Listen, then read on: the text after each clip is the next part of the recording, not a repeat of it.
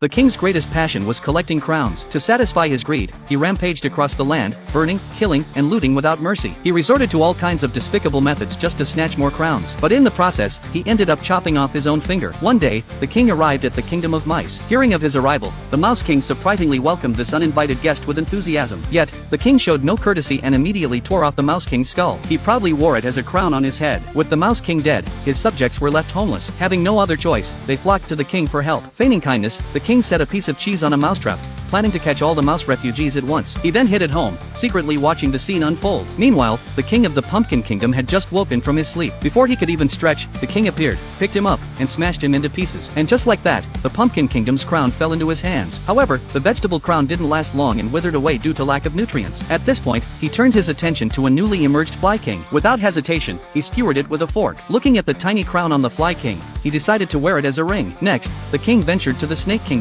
With one swift kick, he knocked off the Snake King's crown and easily claimed it. By now, he had taken nearly all the crowns on land, but he still wasn't satisfied. So, he dove into the sea and snatched the Fish King's crown without a second thought. Even then, his greed knew no bounds. When he saw the massive crown atop the mountain god's head, he immediately grew envious. He returned home, gathered a large army, and launched an all-out attack on the mountain god. But no matter how hard he tried, the mountain god remained unharmed. Thinking quickly, the king used a launcher to catapult himself into the mountain god's crown. To his surprise, the inside of the crown was filled with blooming flowers. The intoxicating pollen only deepened his desire for the crown. At this moment, he became delusional, thinking the crown on his finger belonged to someone else. So, he drew out a dagger. In the end, the king bled to death inside the mountain god's crown.